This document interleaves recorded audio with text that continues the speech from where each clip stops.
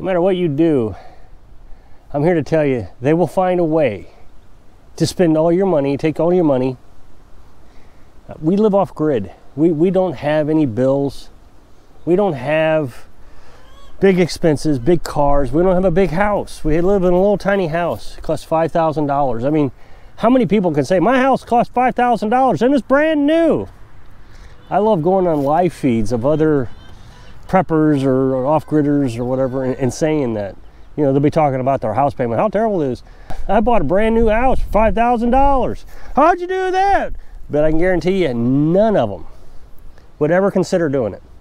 Now, I know some of my audience will say, oh, I'll do it. I mean, obviously you will, because you're watching an off-grid tiny house channel. But the majority of the world has to have the biggest, the best of everything, and then talk about how they can be a prepper. When everything goes bad, I'm going to be the one that survives. But they can't even survive in a little house or with a small bill or on solar panels. Oh no, I got to have, you know, my air conditioner. It's too hot outside. Got to have my heat. It's funny to me, actually, listen to these guys. I mean, when you watch more than 10 videos of any of them, you'll realize they won't make it 10 minutes. If what they are saying would come true. I can survive SHTF, but I gotta have my air conditioner. So as you know, Carolyn and I tightened down our belts right after we got together. I was in a serious financial bind. We just got a divorce. Of course, my last wife and I didn't save money or anything like that, but we sure knew how to find debt, and we had a lot of debt. I had a car that I think I owed $6,000 on, roughly, somewhere around there. And then I had $50,000 in other debt. When my wife left, my ex-wife left, I had to pay child support, and that was a big bill. Now, what was funny is, before her and I separated, we lived on just my income. I'm not complaining. I mean, it is what it is. When we separated, she got a pretty good paying job. I mean, how do I explain this? I taught her how to do a specific job. We ran a business together, so I taught her how to do it. And then when she separated from me, she was able to go get a job to do that, which is great. I'm glad she learned. But that meant that basically our income level doubled. Even though we weren't divorced, together we doubled our income. So when it came to file child support, you know, divorce papers and all that, we had to take both incomes and calculate child support. We had only been separated 6 months. It wasn't long. I ended up having to pay child support based on that income, not the income that we used to make when we were together. So I just found it ironic. And then I also had to give my daughter a car, which was fine. I didn't mind doing that. But like I said, the car was $6,000. So I had to pay the car off before I could get it to her. And then I had to buy myself a new vehicle. Of course, I'm in the mindset that, well, you just go out and get a loan. So we got a new truck. And it's not like it was a big fancy new truck. It was a Chevy Colorado, a little 4-cylinder. Some would probably say it's too expensive. I don't know. It was kind of reasonable to me, $24,000. So we had that and all the credit cards. I had back taxes. Now, it's not that I didn't pay taxes. I paid taxes every month religiously.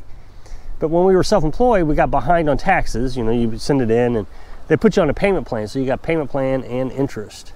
Well, we were in business for 10 years. So you wouldn't even get the first year's taxes paid off before the next year rolled around and you had to pay those taxes. And so I don't know what I owed, 4 or 5 years of back taxes. So I got those paid off. Now, what I did was I went with the highest interest rate items and started paying the lowest interest rate. You know, and then I dropped down to the lowest interest rate items, which, believe it or not, was the truck. The truck was the lowest interest rate. So that was the last thing I paid for. Other than the car. I paid the car off right away because I had to get that to my daughter. It was just by law, I had to do it. So then, once we got everything paid off, Carolyn and I spent the next 2 years saving money. And we really focused on saving money. I mean, all the money was going into savings, everything. While I was trying to get debt free, she and I did everything we could to find a very low cost place to rent. And it was amazing. We found 8 acres. I told you this just the other day. For $350, had a little house on it.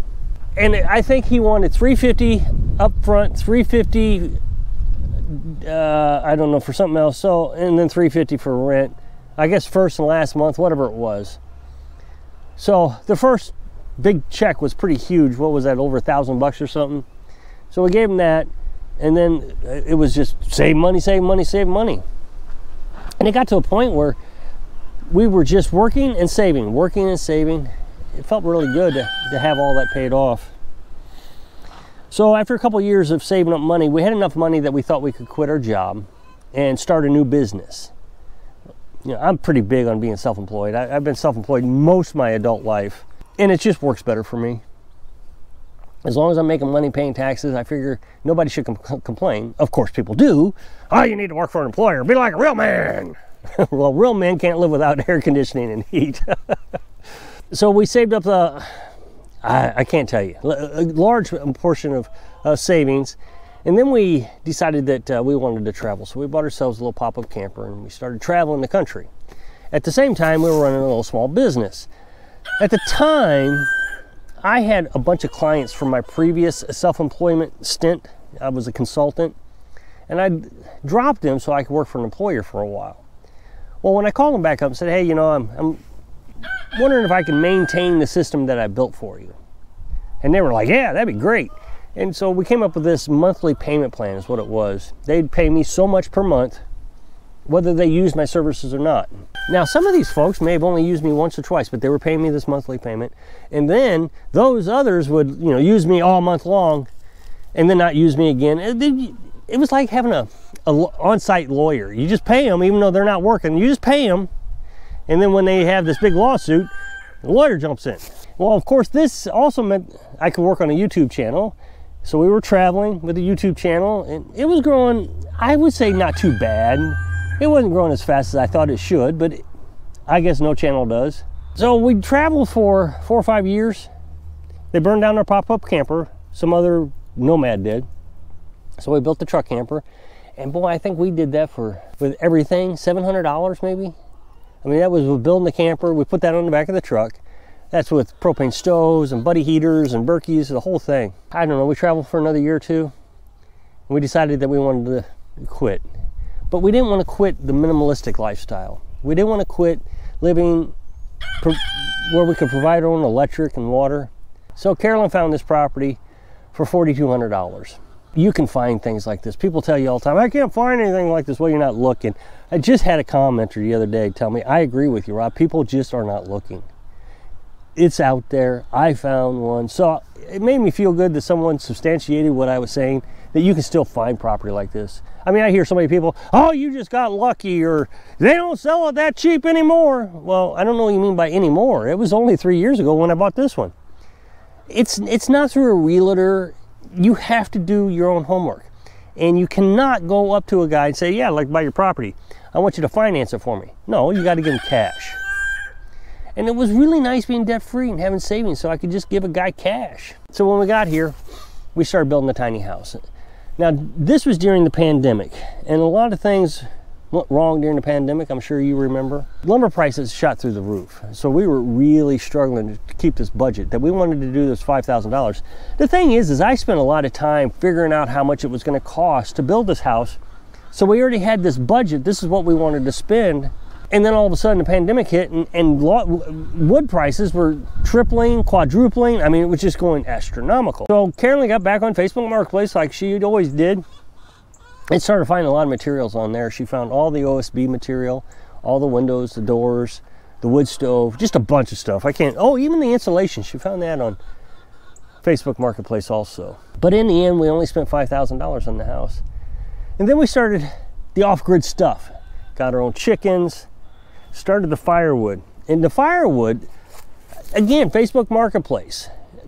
I get kind of frustrated with people who come on here, oh, you got property you can get firewood from. I can't get firewood. I live in the city limits or something. Facebook Marketplace. You download this app called Free Stuff. I've said it so many times. It's free stuff, not free app. It's free stuff. And it's a little pink icon. Free stuff. So you go to your app store, type in free stuff, not free app, free stuff. Look for a pink icon, that's the one I got. I don't know why you need the one I got, you can get any one. And it monitors Facebook Marketplace for all kinds of free stuff. It just occurred to me, I haven't gotten a notification from free stuff in forever. I just realized I bought a new phone. Well, I had a new phone. It was laying around. My old phone finally wore out on me, and I didn't download that app, so I haven't gotten a notification. It will send out all these notifications telling you about free firewood. People just give it away. They cut down a tree in their backyard. They don't want the tree trimmers to take it away because they charge to do that. So they put it on free stuff, or Facebook Marketplace, and you go get it. Of course, you might have to cut it up. Oh, that's ridiculous. I shouldn't have to cut it up. I mean, I've literally heard that before. Okay, so you don't want to do anything. You just want to have everybody provide it for you. And I've been getting a lot of that here lately. I don't know what the deal is. People want everything for free. They want you to do all the work, and they want you to spend all the money. All the while, they get all the benefits out of it. It's astonishing to me that we live in that kind of society. I don't know. I was always raised that you take care of yourself, and that's probably why I live off grid.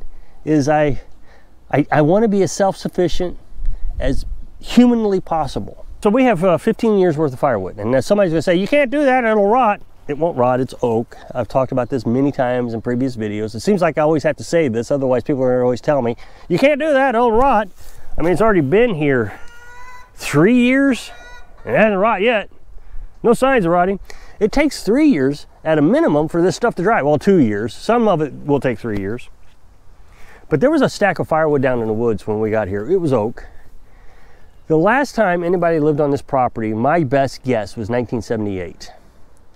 That was a trailer. Prior to that, there was an old cabin here. I'm guessing probably in the 60s.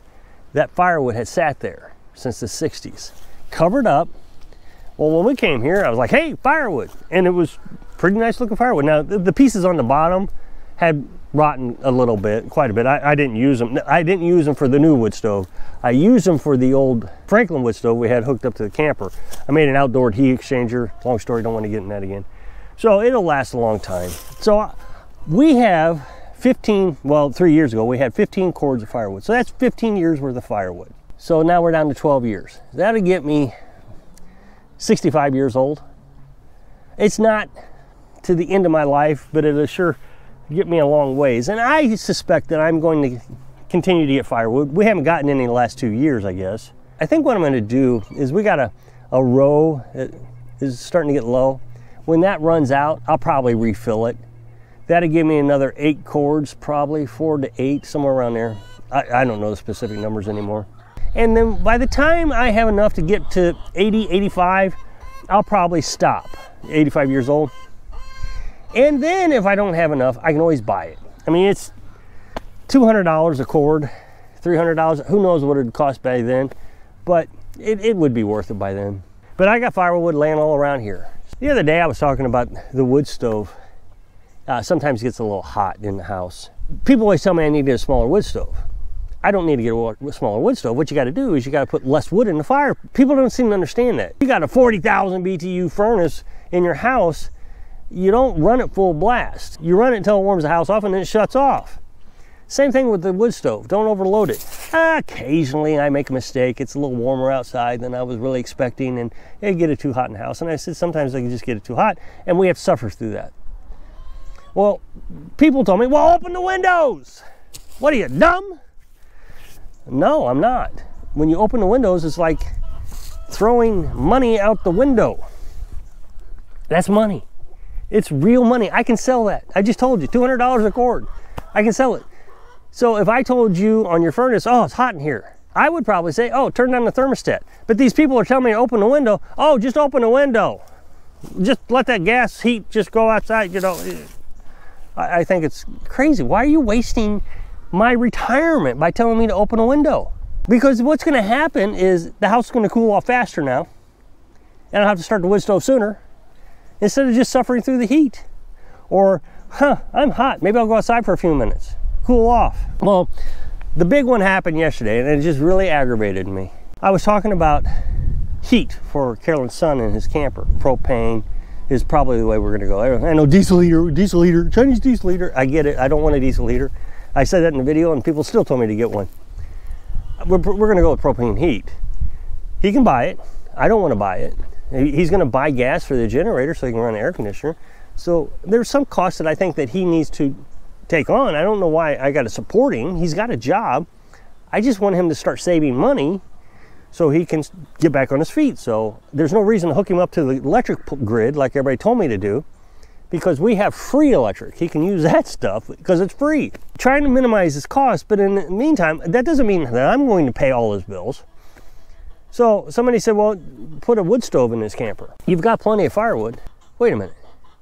You want me to give away my retirement plan? This is my retirement plan. This is ensuring that I don't have big heating costs in the wintertime. Why do I got to give it away? I don't understand this. People just want me to give away my money like I'm rich. I have demonstrated nowhere that I'm rich. How is it that I'm rich? Because I know what the answer is. Well, you got property, you got a house, and that makes me rich somehow because I was smart and I didn't spend money. It doesn't make me rich. It makes me smart. So no, I'm not going to give him my firewood, and I'm not going to pay for his propane. It's the same thing. The propane cost and the firewood is the same thing. So if you'll click this up next box to take you to a video where I was talking about the generator and how to make your own very cheaply and very easily. So I hope I can inspire you to save money so you can live your dreams. Thanks for watching.